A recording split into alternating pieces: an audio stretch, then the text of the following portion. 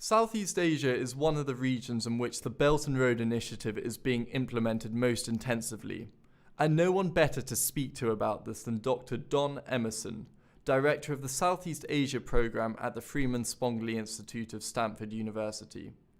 Our discussion focused on the political fragmentation of ASEAN, the intersections between the land and sea strategy of the Belt and Road, as well as the possibility of constructing the Kra Canal through Thailand to offset the Malacca Dilemma. My name is Don Emmerson, with two M's in the last name, so this is not Ralph Waldo.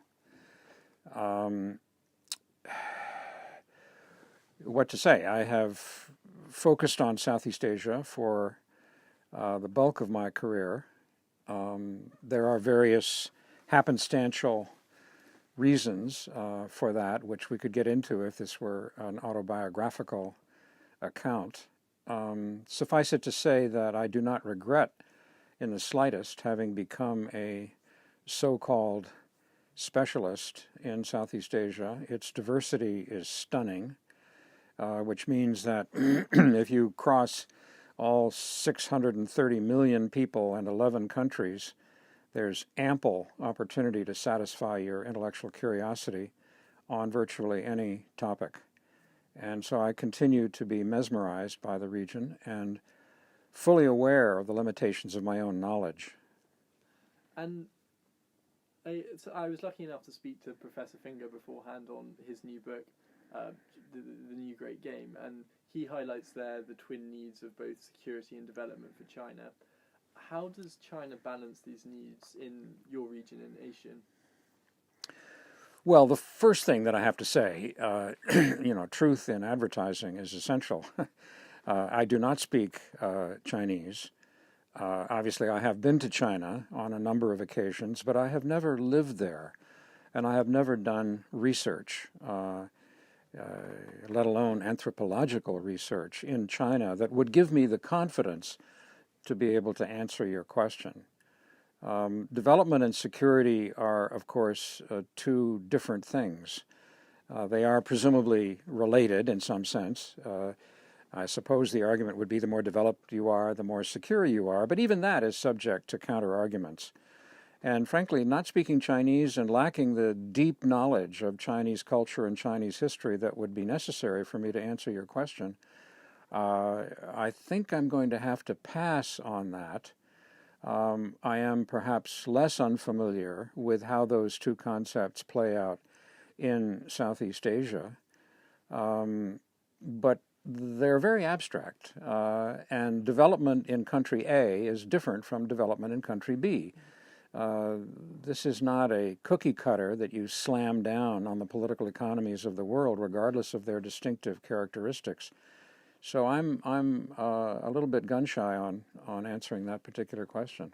I'm sorry if I'm being obtuse. No, but I am being honest. No, please. This is perfect. And something I've noticed on the the Chinese foreign policy website is that the Southeast Asian countries are some of those which are listed highest in terms of the list of countries. What does that say about the priority which China places on Southeast Asia as a region? Well, the first thing I would say is that if you're talking about a list of countries in Southeast Asia, depending upon the criterion that you're using, but if you're using, for example, per capita GDP, I'm not sure that that's particularly relevant to the overall view coming out of China, and again, perhaps more specifically Beijing, as regards the countries that, after all, are part of, yes, if you look at a map, what China would plausibly consider to be its neighborhood. Given the disparity, the asymmetry between the size of China and the size of the typical countries in Southeast Asia. And of course, there are no typical countries in Southeast Asia. I mean, Indonesia obviously is a rather large country, not as large as China, of course, but vastly larger than, let's say, Timor-Leste or Brunei. The diversity of Southeast Asia has classically been almost its chief characteristic when you teach courses on Southeast Asia you spend the first couple of weeks introducing the class to this massive diversity. There's some, I happen not to be among them, who have argued flatly that it is incontrovertible that Southeast Asia is the most diverse region in the world. Now, I have problems with that depending upon how you define diversity, but it is incredibly diverse. But I think the question that you're asking is on a different plane. That is to say, to what extent, I suppose, if I can reinterpret the question, does China, and here, what is China after all? But presumably we're talking about not only Beijing, but perhaps Xi Jinping's China, the China of the moment, which is a very elitist interpretation of China, and perhaps dangerously unitary, because China, precisely because it is so large and has so many components, is not really easily reduced to a single unitary actor. Let's keep that in mind. I mean, if you're in Kunming, for example, you're close to Southeast Asia, and the opportunity from Kunming's point of view to engage in Southeast Asia is rather different from the opportunity that would be open to someone, let's say, working high up in the foreign ministry in Beijing and accustomed, therefore, to dealing with elites in Southeast Asia. Whereas if the project that you referred to from Kunming all the way down to Singapore, that kind of connectivity is developed, then presumably it would not just be a ratification of the official view coming out of Beijing, but it would have significant components that would be coming from not the periphery outside of China, but the periphery within China. Because, of course, the view from Kunming is not the same as the view from Beijing. But it's a presumptuous kind of issue to say that Southeast Asia is China's neighborhood can either be a kind of two-dimensional cartographic statement, which is obvious from looking at a map and comparing the size of China with the size of the countries of Southeast Asia, even including Indonesia.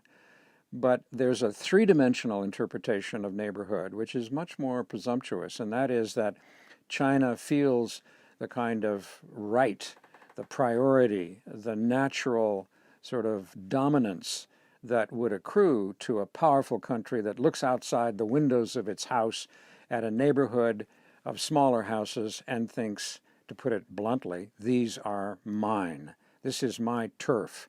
I'm in charge here. And that's a much more presumptuous interpretation. Obviously, from the standpoint of some in Southeast Asia, that interpretation has occurred to them and continues to occur to them. So I'm not saying that it's completely unrealistic, but it's difficult to judge. How do you measure these things? What evidence do you have that China really does want to dominate Southeast Asia? Now, there is some evidence, obviously, that we could get into, but I guess I would simply open the topic by emphasizing its complexity. And you stated that China, of course, or Beijing, engages with the countries of Southeast Asia on an individual level.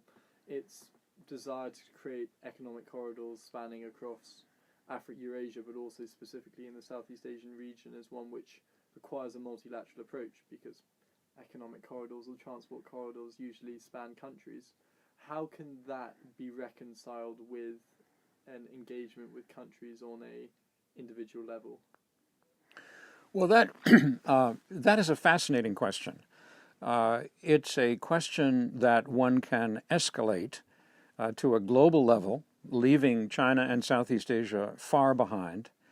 One could ask the question in the 21st century, insofar as there is something called globalization that has added to the connectivity between the units that compose the planet, whether these be countries or societies or cultures or individual actors or capital cities, one might say that multilateralism is the necessary future of the Earth.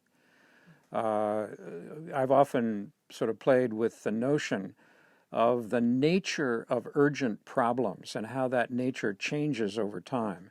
Is it not possible that the truly urgent problems, potentially highly consequential, either for ill or for good, are increasingly necessarily solvable by multilateral arrangements, so that just as unilateralism becomes obsolete, picture a society where everybody is so closely interconnected that a unilateral action by one individual could cause extreme damage to the collectivity.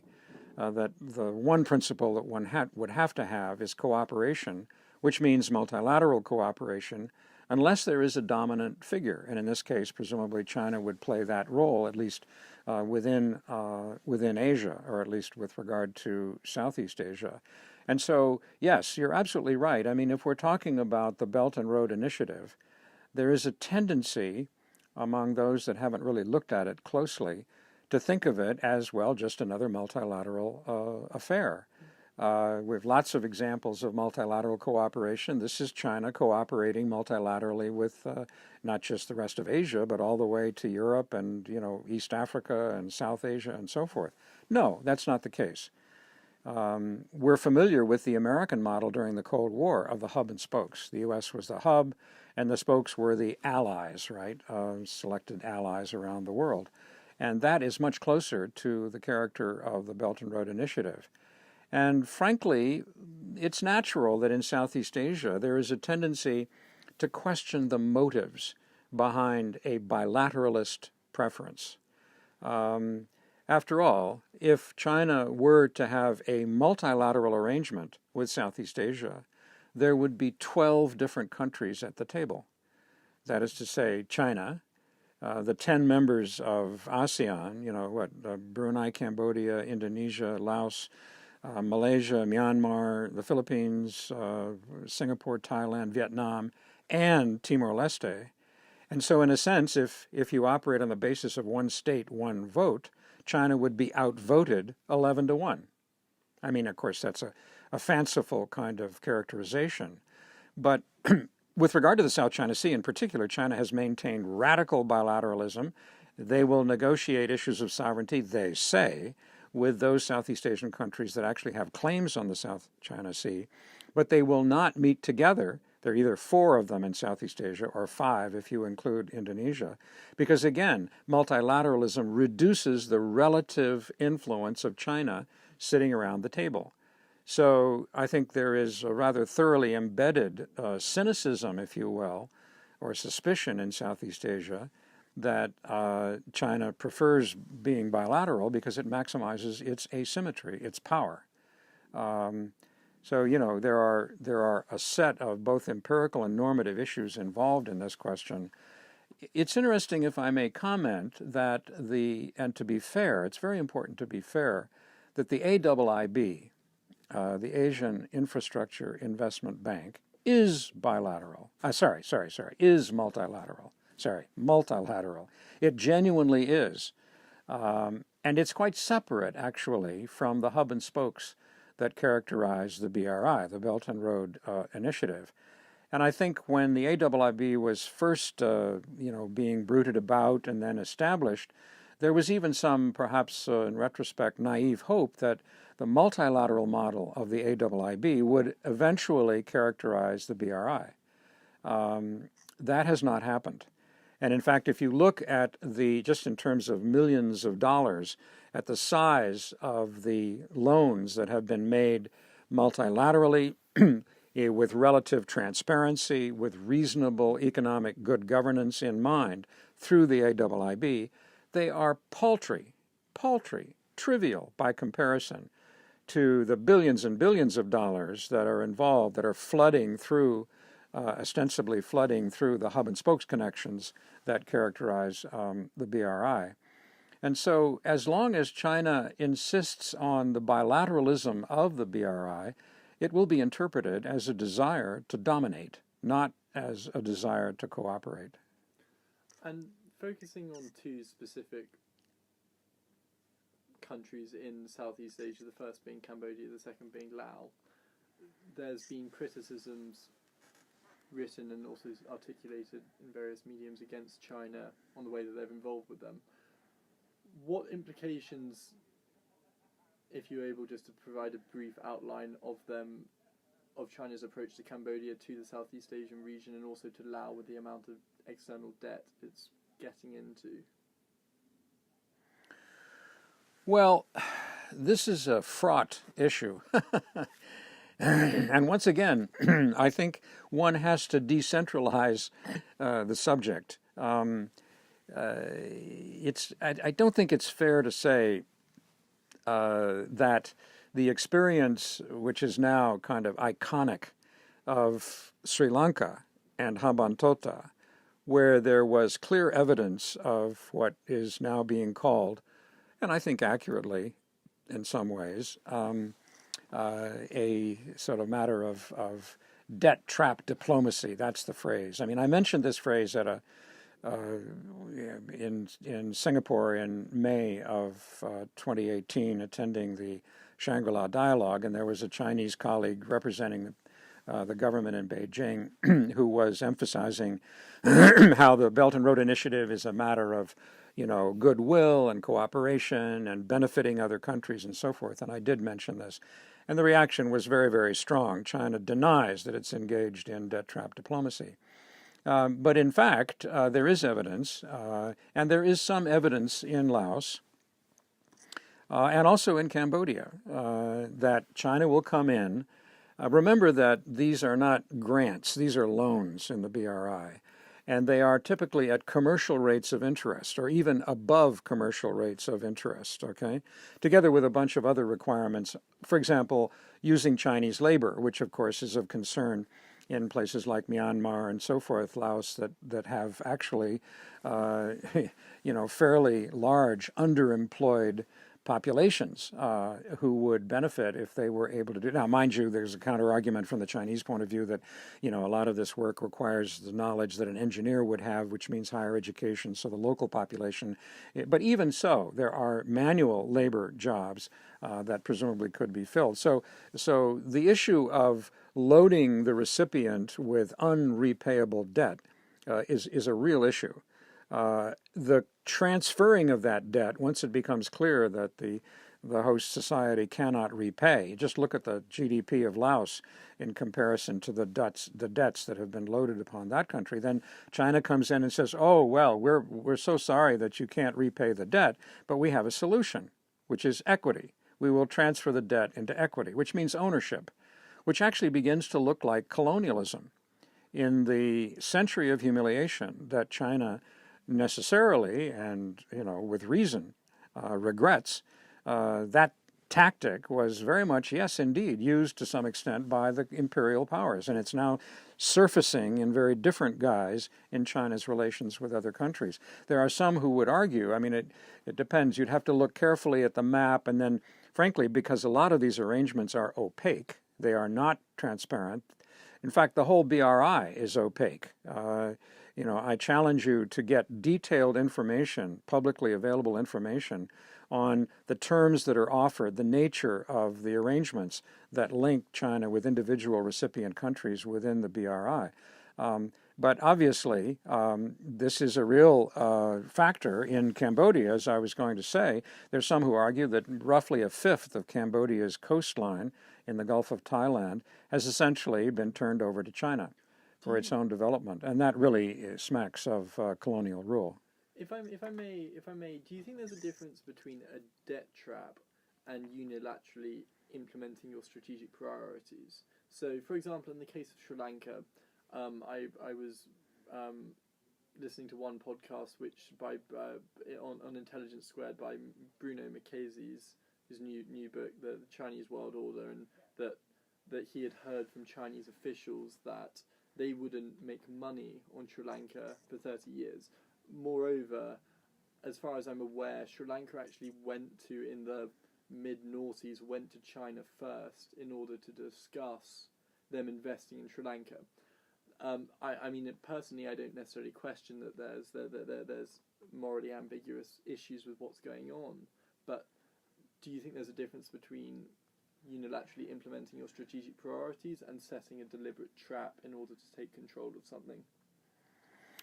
Well, yes, there is. And the problem with inferring motivation and intention, dominance, imperialism, colonialism, and so forth, behind arrangements that may, in fact, yes, simply reflect the fact that infrastructure, the returns on infrastructure are slow to come. It takes time, right?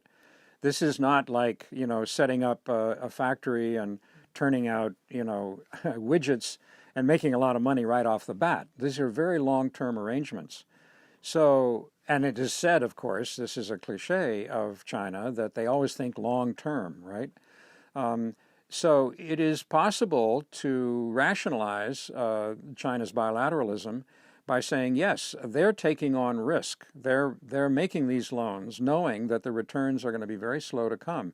And the least, therefore, the recipient country can do is afford China opportunities to make money immediately. Here's the classic example. When the railroad, the portion of the railroad that runs through Thailand, the high-speed rail that China is supporting, which created huge difficulties. I mean, the Thais were furious at the Chinese offers. First of all, a very high rate of interest, and then the Chinese, and this is based on personal interviews with Thais who are directly familiar with the negotiations, the Chinese would talk about coordination. They said, well, we have to coordinate. Now, what coordination meant is that they wanted basically ownership, extraterritoriality on either side of the railroad, so that they could put whatever factories or other things they wanted to take advantage of that opportunity, right? Whereas obviously the Thais thought this was a violation of their sovereignty. And that's one reason why the negotiations bogged down for a long period of time. And ultimately the Thais basically gave up and said, all right, to hell with that, we'll try to fund it through other means. So I'm not suggesting that the motivation coming out of Beijing is uniformly malevolent. No, I don't think it is. And compared to unilateral, I mean, is it possible to imagine the BRI as a unilateral initiative? No, it's not. Because bilateralism, by definition, is not unilateral. So that's a different universe. I mean, one thinks of unilateral action as things like, what Russia did to, to Crimea or something like that, right? Invasion. So I'm not sure that unilateralism is necessarily the case, except insofar, if I may put it this way, that within a bilateral negotiation, again, the inequality, the asymmetry, the obvious power that accrues to the more powerful party, in this case China, does lend an air of unilateralism to China's, if it is in fact successful in those negotiations, ability to shape the agenda and to point the agenda in directions that satisfy China's interests more than those of the recipient. But if, as you say, that this is a predominantly a bilateral initiative, that means that it is as much, in a sense, demand-driven as it is supply-driven. And as BRI becomes larger, it becomes more matured, and people become more aware of the consequences of the implementation, the on-the-ground, project-to-project implementation of these projects. There's, of course, going to be greater reluctance, as we saw at the beginning of 2017, Nepal, Myanmar, and I think it was Bangladesh cancelling several billion worth of hydroelectric projects. Do you think if China then continues this approach of poor rates of return, of lacks of transparency, and in giving these countries lots of debt, it's going to undo the very hopes and aspirations which it hopes to propagate through the BRI? Well, I think it will be a mixed picture. I think there'll be bad news in some countries and relatively good news in other countries, depending in part on how skillful the recipients' negotiators are sitting at the table with China to work out arrangements that are not invidious. And remember also that there's a kind of an irony here. Pakistan comes immediately to mind. If the recipient country just winds up so deeply in debt that they've got to do something to get out of it, then frankly, some of them try to have recourse to things like the World Bank and the IMF. In other words, and of course this looks somewhat unfair from the standpoint of those who support these international financial institutions, because essentially they are being called upon to bail out the self-interested loans that China has made to these countries, and thereby engaged in making them indebted beyond their ability to repay. I mean, let's put it this way. If there were, in the years to come, assuming that the BRI lasts over a period of years, which is itself an assumption. If there were an effort on the part of a large range of recipient countries, or even just a few of them, to get together and form a front, to put it brutally, that would then maximize their power in trying to negotiate with China criteria for the BRI, including honesty, integrity, transparency, the avoidance of usurious rates of interest, the avoidance of corruption, all of these kinds of issues, that would be an encouraging sign. And actually, it might serve China's interests in the long run. It probably would, insofar as that would at least establish a more balanced arrangement in terms of negotiation. And then the recipient countries, having succeeded to that extent, would have more of a stake in it as a group.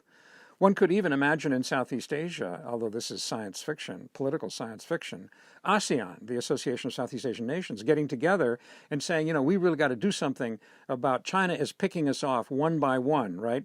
Laos, Cambodia, and so forth. We got to get together and put together some terms that we all agree to that would entail an open and honest process of negotiation with China. That is not happening. It's a victory for asymmetry and a defeat for cooperation on the part of the recipients. But whether that will remain the case, I don't know. ASEAN, after all, is simply an intergovernmental organization. It's not like there is no Brussels in Southeast Asia.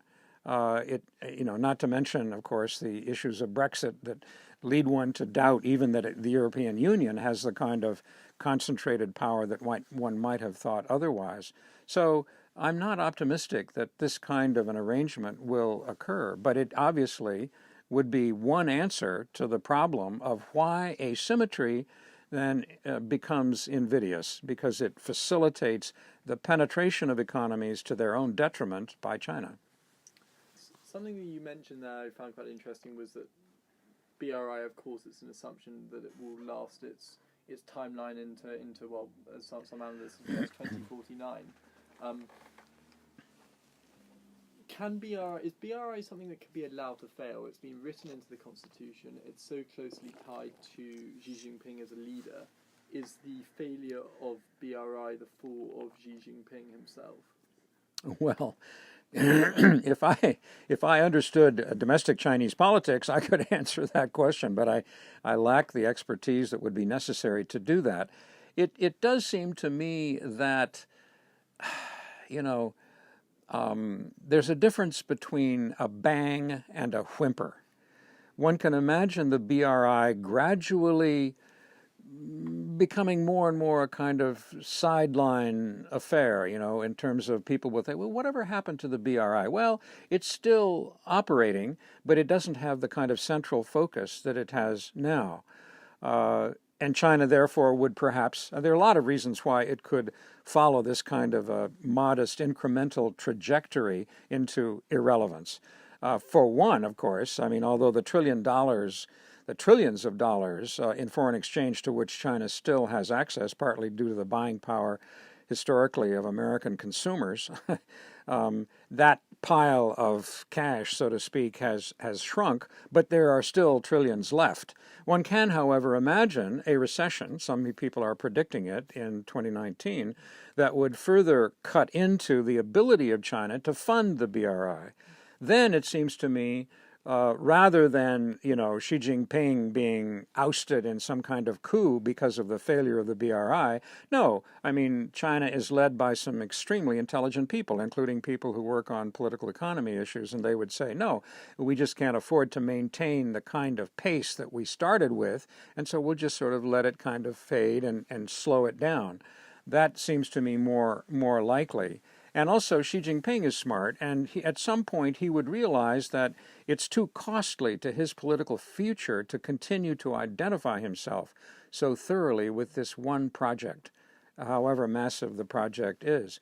And then China, the propaganda department in Beijing, can find other explanations, and there will be other projects, presumably, or other rationalizations that will take the pressure off the BRI. So, and the other thing is, quite apart from the vagaries and uncertainties and contingencies inside Beijing, inside China, it's highly unlikely that the BRI will uniformly fail or uniformly succeed. It's more likely that you will have instances, Sri Lanka comes to mind, of course, and others, where, yes, it affected the recipient country in negative ways, and it could be called at least a moral failure, if not an economic one, and therefore perhaps a political failure as well, insofar as China really wants not only economic success, but political success in terms of expanding its own influence in the region. And I would say this, that we're always torn between structure and agency. The structure of inequality becomes determinative, and there is in Southeast Asia, in some quarters, a kind of strategic fatalism, whereby the Southeast Asians say, "Look, they are huge, we are small. End of story." Right now, I find that obviously anything but creative. And fortunately, there are others who argue agency, not structure, that Southeast Asians still have the opportunity to resist the consequences of extreme inequality in relation to China. And here one should not underestimate the pushback. In December of 2018, there's a think tank, ISIS Yusof Ishak, which is located in Singapore, and they conducted a survey. They interviewed more than 1,000 individuals in all 10 ASEAN member countries, and these are people who are influential with regard to policy. There are business people, officials, academics, journalists, and so forth, whom they interviewed. And one of the questions that they asked was, do you think that China is a benign power? And I was frankly surprised at the result. 9% thought China was a benign power. 9%. Now, if I were running the propaganda department in Beijing, I would say, wow, we got a lot of work to do. We have a lot of work to do. If only 9% think we are a benign power. That's quite remarkable, it seems to me. Now, it's one thing to identify an opinion. It's another thing to expect that opinion to be translated into actual policy. But I can imagine a scenario in the future where the agency that will arise, not through ASEAN, which I think is simply structurally incapable of challenging China in the way that I have in mind, but in individual countries, in Vietnam, in the Philippines, despite Duterte, because he will not last forever in any case, and also with regard to Indonesia, a very strong country with a history of conflict with China, that it is possible we will get the kind of pushback that will reduce the extent to which Southeast Asians are fatalistic about the future. And I will speculate further, if I may. It's easy for academics, sitting here in California to speculate far from Southeast Asia. But it is also possible that neither will ASEAN maintain its autonomy vis-a-vis China without, giving in at all. Or it will also not be the case that China will dominate Southeast Asia, but instead there will be a difference between the northern tier in Southeast Asia, including the countries you mentioned, Laos and Cambodia. Now, Vietnam, of course, is an exception. Historically, it'd be very difficult to imagine that, Vietnam would become a voluntary vassal of China. But with that exception, the northern tier in the Mekong region, where it seems to me Chinese, even demographic penetration, if you go to Mandalay, some people say it's virtually a Chinese city. The casinos, in Chinese coming across the border to gamble in northern Laos. There are lots of indications of penetration there that you will not find in the maritime region of Southeast Asia, partly because, of course, Indonesia is a Muslim-majority country, so it technically is Malaysia and so forth, and obviously Islam. Anyway, we could get into that. But it is possible that ASEAN will no longer represent the whole region, at least effectively, insofar as they have already done it, which is debatable, that the northern tier will become part of Greater China. This is over, I'm talking about decades, not a few years hence. That then could ultimately spell the end of Southeast Asia as we know it today. Its shrinkage into a maritime version of its former self. Now, I'm not saying that will happen, and it's easy to speculate, but it is conceivable that rather than Chinese domination, fully fledged, or Southeast Asian resistance fully fledged, you'll get some kind of a compromise between those two outcomes. And if we can sort of pull that all together with the intersection of the maritime strategy and the land strategy, it's something very pertinent to Southeast Asia as a region, and of course also to Thailand with the prospects of building the Kra Canal.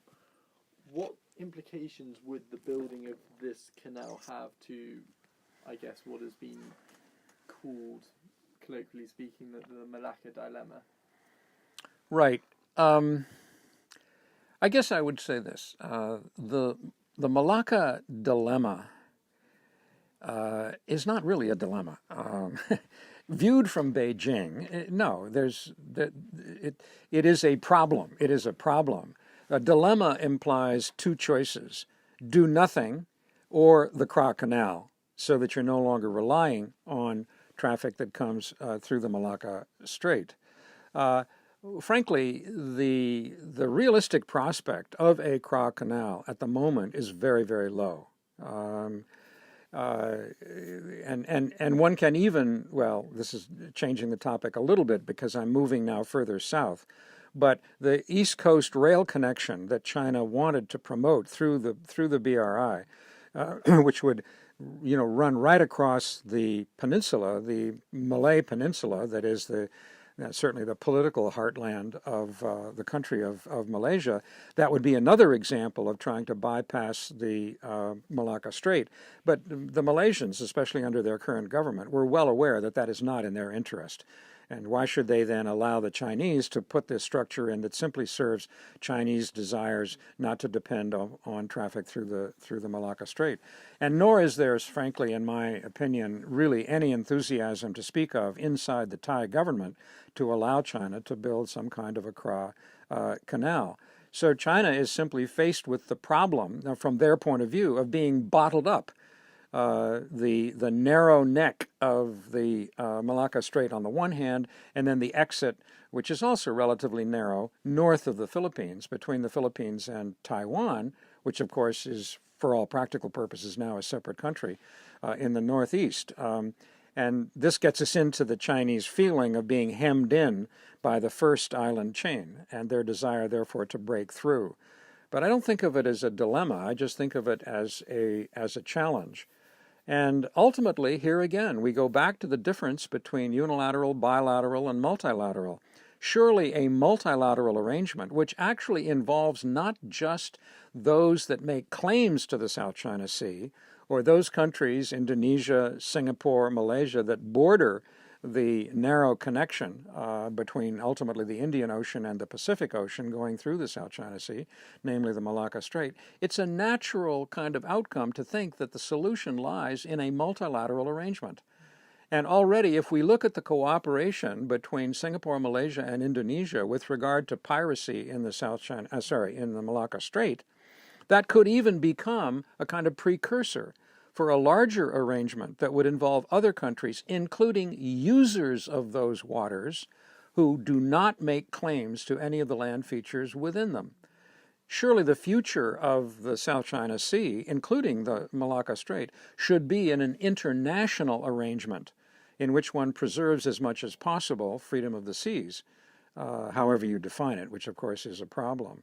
So, it's odd, it's ironic. Here we have Donald Trump. He is, on the one hand, anti-China, but on the other hand, his bilateralism, his refusal to countenance the involvement of the United States in multilateral arrangements, right? Whether that be to prevent global warming, whether it be the Trans-Pacific Partnership, I could go on and on and on. Exactly matches, well, maybe not exactly, the bilateralism of the BRI.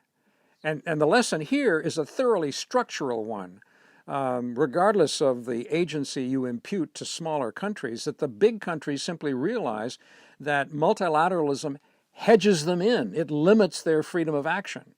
And I think that's frankly a similarity between Beijing and Washington that few people have emphasized sufficiently. On that pertinent note, if you were going to summarize the Belt and Road Initiative in one word and also one image, if you could, what would those be to you?